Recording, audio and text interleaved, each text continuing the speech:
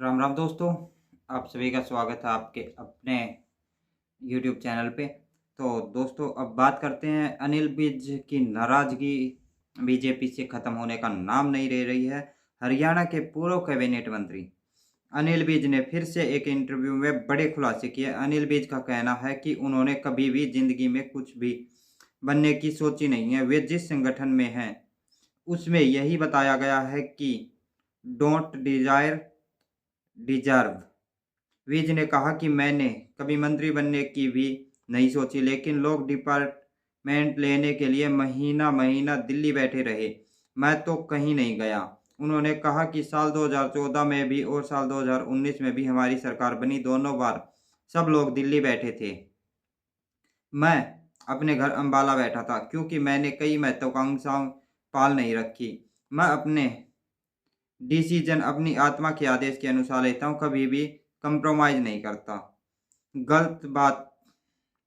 पूर्व सीएम मनोहर लाल द्वारा दिए गए बयान की अनिल विज नाराज होते हुए कहा कि पूर्व मंत्री ने कहा कि मुझे नेतृत्व खूब समझा है। अब खट्टर साहब के अपने दायरे हैं, उनके अपने जानकारी देने वाले लोग हैं। अब वे उनको क्या जानकारी देते हैं क्या नहीं मुझे तो मालूम नहीं। वो क्या कहते हैं, किस आधार पर कहते हैं, मुझे मालूम नहीं। उन्होंने कहा कि नाराज होना भी चाहिए, अगर कोई बात गलत हो रही है मैं तो अपनी बात कह देता हूँ। मुझे कोई नाराजगी माने तो माने। मुझे मालूम नहीं था कि कहाँ निर्णय गठबंधन तोड़ने का लेकर हुआ, और मुझे तो यही बताया गया कि आज गठबंधन तोड़ना है। तो अनिल विज की नाराजगी गठबंधन टूटने को और इन सब बातों को लेके समाप्त होने का नाम नहीं ले रही है। अब फिर अनिल विज ने एक प्रेस कॉन्फ्रेंस में ये बातें कही हैं। तो अब चलते हैं अगली न्यूज़ की। तो गुड़गांव के एमजी रोड पर बदमाशों का आतंक सामने आया। यहाँ पुलिस चौकी से महज चंद कदमों की दूरी पर कुछ लोगों ने फायरिंग कर एक युवक को घायल कर दिया। पुलिस ने पूरे मामले में एफआईआर दर्ज कर ली है। फिलहाल पुलिस आरोपी पुलिस गिरफ्त से फरार है। एमजी रोड पुलिस चौकी प्रभारी सुरजीत के मुताबिक धारा 307 और आर्म्स एक्ट के तहत मामला दर्ज कर कार्रवाई शुरू कर दी गई है। दरअसल घटना 6 अप्रैल सुबह एमजी रोड मेट्रो स्टेशन के बाहर, जहां राजस्थान से राजगढ़ निवासी 26 वर्षीय मोहित पर 3 से 4 अज्ञात बदमाशों ने फायरिंग कर दी। घटना में गोली मोहित की जांघ को चीरती हुई पार हो गई। मोहित की गंभीर हालत में देखिए दीनदयाल अस्पताल में भर्ती कराया गया, और इसी के दीनदयाल हॉस्पिटल में भर्ती कराया गया। अभी भी उसकी हालत गंभीर बताई जा रही है। तो अब बात करते हैं पीड़िता ने क्या कहा। दरअसल राजस्थान के मोहित का कहना है कि दोस्तों के साथ डीसी सिटी सेंटर में मोजो क्लब में शराब पीने का लुत्फ उठाने आया था, जहां मामूली बात पर उनका विवाद हो गया। तभी सुबह 6 बजे मोहित जैसे ही क्लब से बाहर निकला, मन में खुश लिए अज्ञात बदमाशों ने मोहित और उसके दोस्तों पर हमला कर दिया। इस हमले के बीच मोहित को एक गोली लगी जो जान को चीरती हुई क्रॉस कर गई।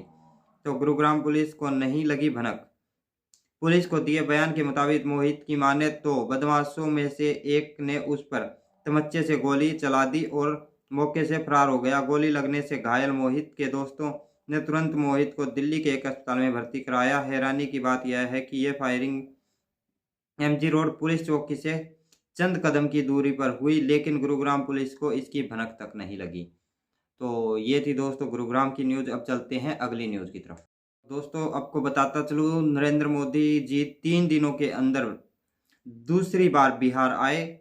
गया से प्रधानमंत्री हेलीकॉप्टर से नवादा के लिए निकल गए। थोड़ी दूर में बीजेपी प्रत्याशी विवेक ठाकुर के समर्थन में रैली करेंगे।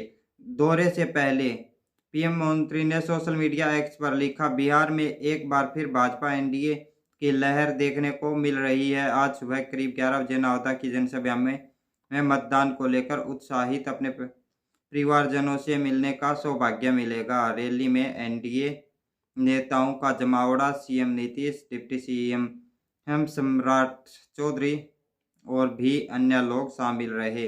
नवदा से पहले 4 अप्रैल को पीएम ने जमुई से चुनाव कैंपेन का आगाज किया था। यहाँ उन्होंने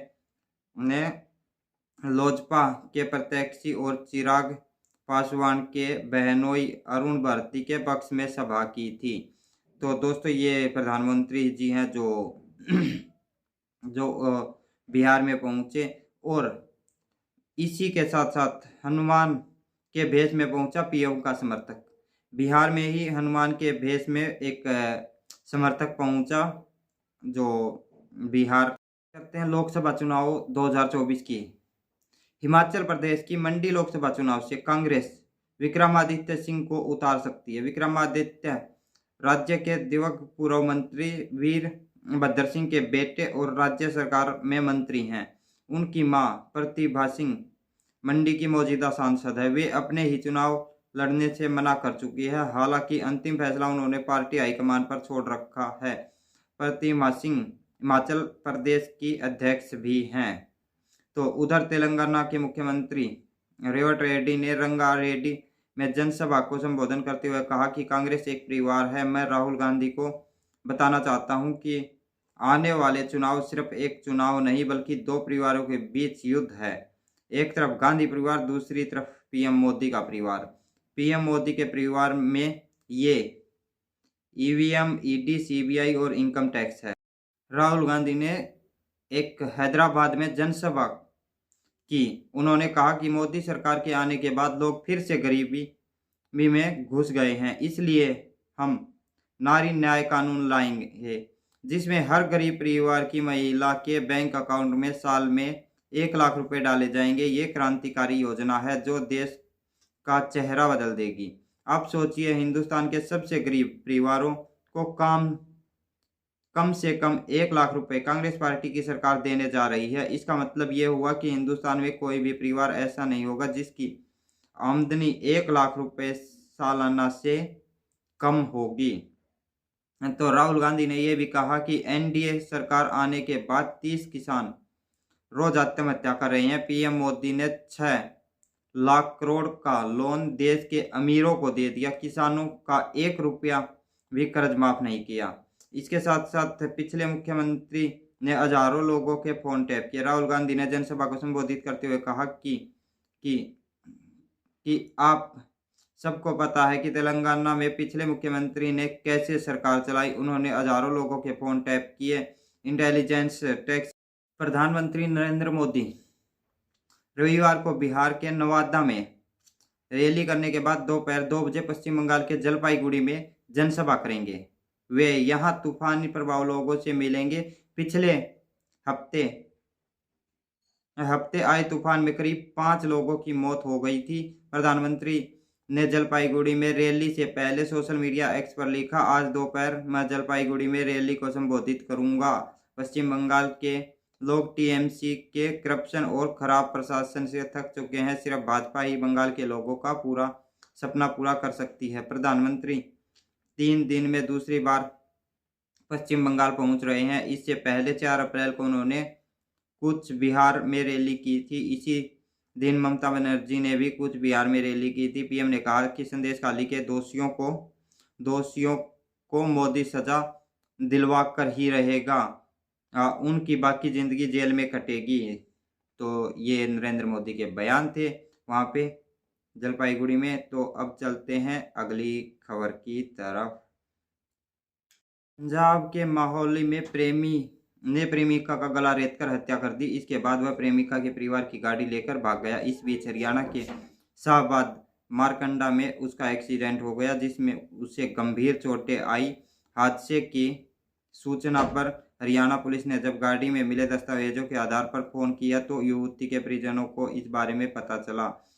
पुलिस परिवार ने घर जाकर देखा तो युवती का शव पड़ा मिला। घटना के समय युवती घर पर अकेली थी। तो दोस्तों ये थी पंजाब की प्रेमी की खबर। तो दोस्तों आज की वीडियो आप लोगों को कैसी लगी? अगर वीडियो अच्छी लगी हो तो वीडियो को लाइक करो, शेयर करो, चैनल को सब्सक्राइब करो। मिलते हैं नेक्स्ट वीडियो में, तब तक के लिए जय हिंद, वंदे मातरम, भारत माता की जय। जय श्री राम, हर हर महादेव।